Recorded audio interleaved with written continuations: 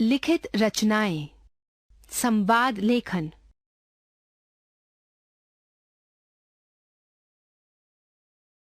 बच्चों, कोई भी भाषा हो, उसमें लिखी गई रचनाओं के अनेक रूप होते हैं, जैसे गद्य, पद्य, निबंध, अनुच्छेद आदि। भाषा के इन लिखित प्रकारों के अतिरिक्त संवाद लेखन, डायरी लेखन तथा कहानी लेखन आदि भी लिखित भाषा के प्रकार हैं। चलिए बच्चों, क्या आपको मालूम है कि संवाद लेखन किसे कहते हैं? नहीं मालूम? कोई बात नहीं, मैं आपको बताती हूँ कि संवाद लेखन क्या होता है।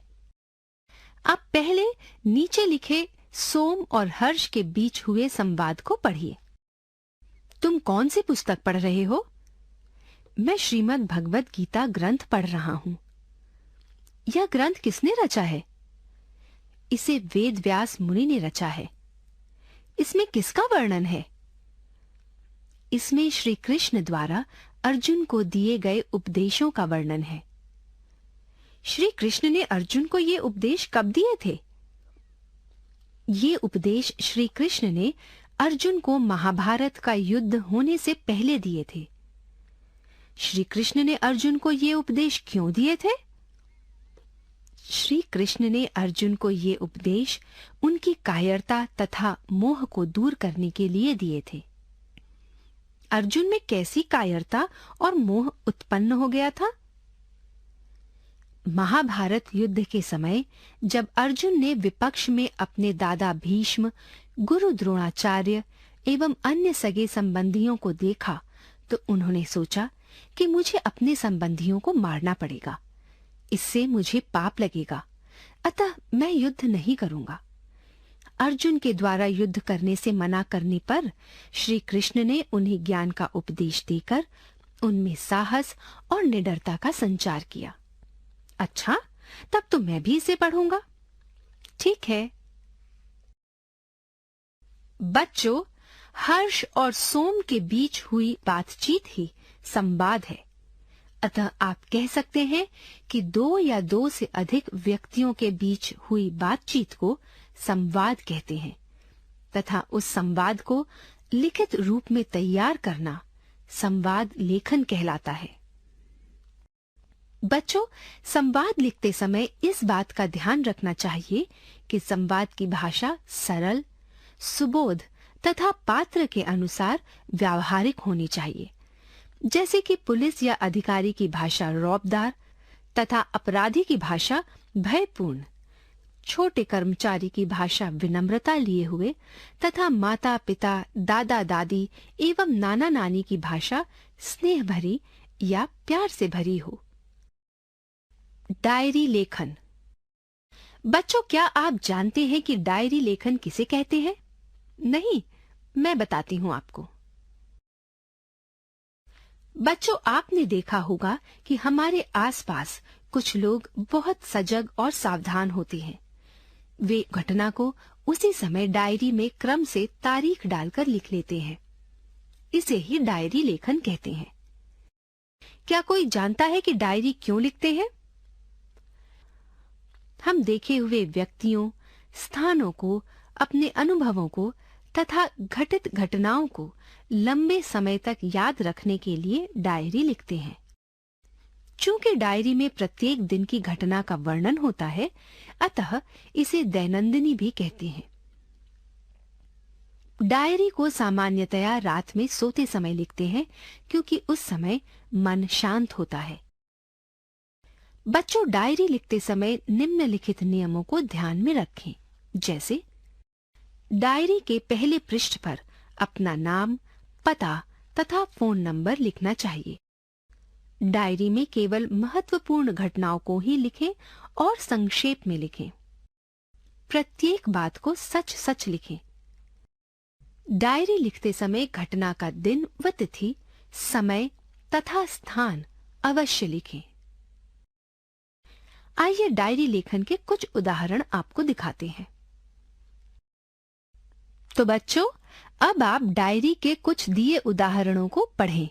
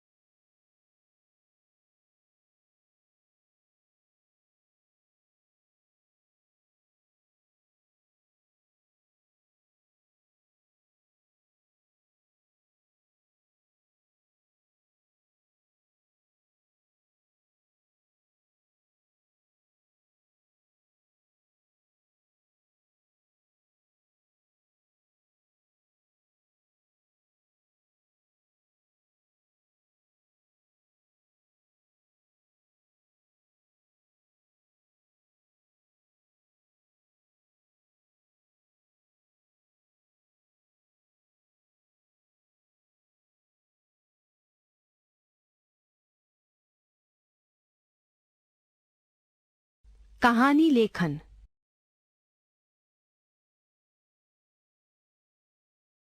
बच्चों, कहानी साहित्य की सबसे अधिक लोकप्रिय विधा है। बच्चे से लेकर बूढ़े तक सभी कहानी पढ़ना और सुनना पसंद करते हैं। आपने भी कई कहानियां पढ़ी और सुनी होंगी। बच्चों, कहानियां कई प्रकार की होती हैं, जैसे परियों की, पशु पक्षियों एवं जादू की कहानियां। इसके साथ ही महापुरुषों, साधु संतों, राजा महाराजाओं एवं वीरों की कहानियां। भिन्न भिन्न प्रकार की घटनाओं से प्रेरणा लेकर भिन्न भिन्न कहानियां लिखी जाती हैं।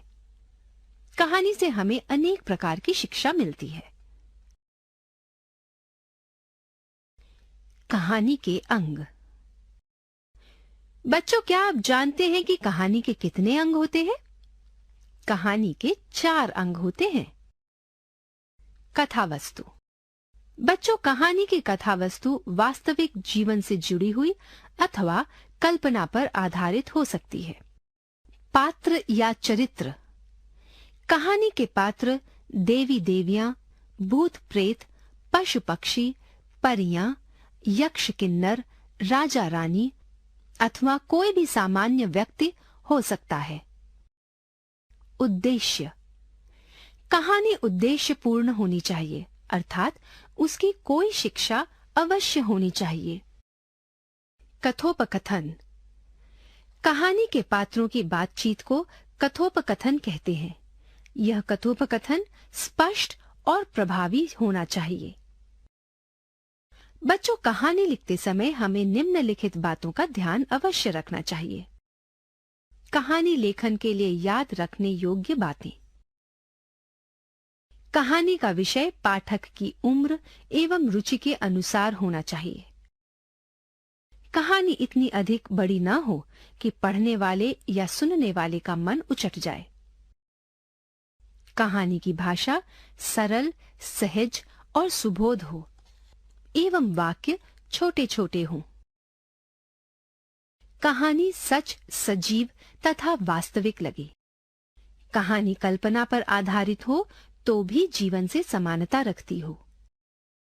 कहानी रोचक, मनोरंजक एवं शिक्षाप्रद हो। बच्चों, परीक्षा में कहानी लेखन से संबंधित प्रश्न निम्न प्रकार से हो सकते हैं। दिए गए संकेत बिंदुओं के आधार पर कहानी लिखिए। दिए गए शब्दों द्वारा कहानी पूरी कीजिए। दी गई उक्ति के आधार पर कहानी लिखिए। दिए गए चित्रों तथा संकेत बिंदुओं के आधार पर कहानी लिखिए। संकेत बिंदुओं के आधार पर कहानी लेखन। संकेत बिंदुओं के आधार पर कहानी लिखना भी एक कला है। ऐसा करते समय विद्यार्थी ध्यानपूर्वक संकेतों को पढ़ता है और समझने का प्रयास करता है। फिर अपनी सूझबूझ और कल्पना शक्ति से संकेत बिंदुओं के आधार पर कहानी लिखता है। अब आप दिए गए उदाहरण को ध्यान से पढ़ें।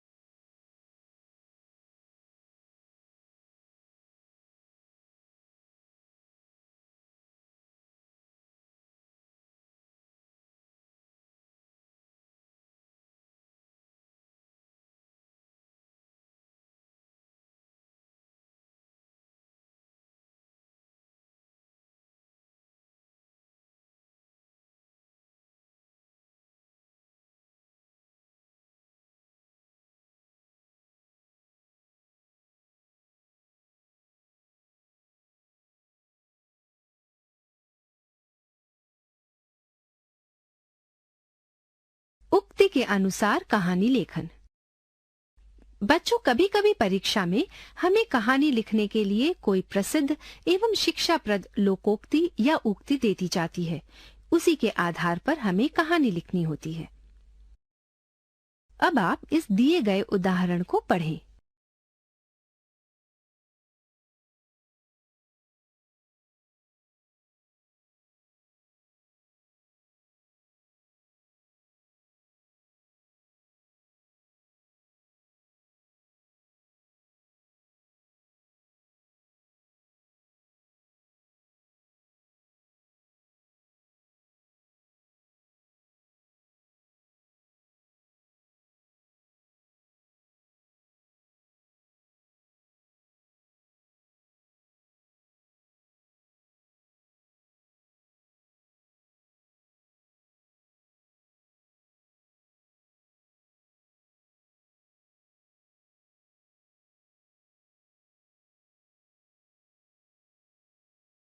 विज्ञापन लेखन।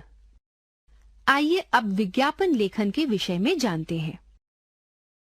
बच्चों, आपने समाचार पत्र, पत्रिकाओं, रेडियो तथा दूरदर्शन पर दिखाए जाने वाले सैकड़ों विज्ञापन देखे और सुने होंगे। आपने देखा होगा कि समाचार पत्र के पृष्ठ ऊनी कपड़ों पर 40% की छूट, MDH मसाले, BPL टीवी, गृह ऋण इत्यादि विज्ञापनों से भरे होते हैं।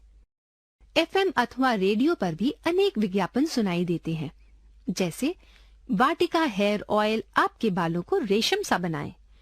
इसके अतिरिक्त बस स्टैंडों और ऊंची इमारतों पर Reid and Taylor, Santro car, Adidas shoes इत्यादि के विज्ञापन हमेशा दिखाई देते हैं। इन विज्ञापनों द्वारा दैनिक उपयोग में आने वाली वस्तुएं, आरामदेह वस्तुएं, उनका उपयोग, महत्व, मूल्य आदि जनता में प्रचार किया जाता है। विज्ञापन से उत्पादक एवं उपभोक्ता दोनों को लाभ होता है। उत्पादन की गई वस्तुओं का अधिक प्रचार होने से उनकी बिक्री बढ़ती है। दूसरी ओर विज्ञापन से उपभोक्ता को किसी भी वस्तु की उपयोगिता तथा गुणों की जानकारी मिलती है। विज्ञापन शब्द का अर्थ है विशेष रूप से ज्ञापन या जानकारी देना। आज के वैज्ञानिक युग में औद्योगिक उत्पादन बहुत बड़ी मात्रा में हो रहा है। इन उत्पादों की बिक्री के लिए जनता तक उनकी जानकारी पहुंचाना जरूरी होता है। इसके लिए विज्ञापनों का सहारा लेना पड़ता है। विज्ञापन लेखन के संबंध में कुछ ज्ञातव्य बातें। विज्ञापन लिखते समय वस्तु के गुण, उपयोगिता और महत्व पर विशेष प्रकाश डाला जाता है। इसके लिए आकर्षक भाषा और विचित्र वाक्यावली का प्रयोग किया जाता है, जो पाठक और दर्शक का ध्यान बरबस आकर्षित करती है। इसमें वस्तु से संबंधित रंगीन चित्रों का भी प्रयोग होता है। विज्ञापन लिखते समय यह ध्यान रखना अत्यंत आवश्यक है कि वस्तु को खरीदने वाला उपभोक्ता किस वर्ग का है, अर्थात वस्तु का उपयोग करने वाला छात्र है, गृहिणी है अथवा कोई व्यवसायी है। समाचार पत्र, सरिता, गृह शोभा आदि पत्रिकाएं, रेडियो तथा दूरदर्शन विज्ञापन के सशक्त साधन हैं। यहाँ हम केवल समाचार पत्र और पत्रिकाओं में छपने वाले विज्ञापनों के उदाहरण दे रहे हैं। इन्हें ध्यान से पढ़िए और ऐसे ही लिखने का अभ्यास कीजिए। संजीवनी सिरप का विज्ञापन, घरेलू पंप का विज्ञापन, हवाई चप्पल का विज्ञापन, फेयर एंड लवली क्रीम का विज्ञापन, नटराज पेंसिल का विज्ञापन। सूचना लेखन, नोटिस राइटिंग। बच्चों, सूचना लेखन का तात्पर्य है किसी विशेष सूचना को सार्वजनिक करना। इनके द्वारा किसी विशेष कार्यक्रम, निर्धारित कार्यक्रम में परिवर्तन तथा घटना आदि की सूचना दी जाती है। आपने अक्सर अपने विद्यालय या कॉलोनी के सूचना पट पर सूचना पत्र लगे देखे होंगे। नीचे कुछ सूचना पत्र दिए जा रहे हैं, उन्हें आप ध्यान से पढ़िए। विशेष सूचना,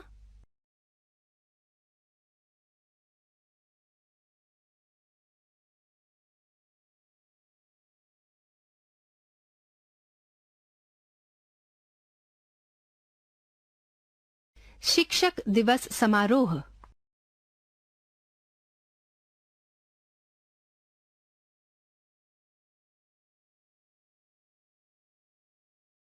विशेष सूचना,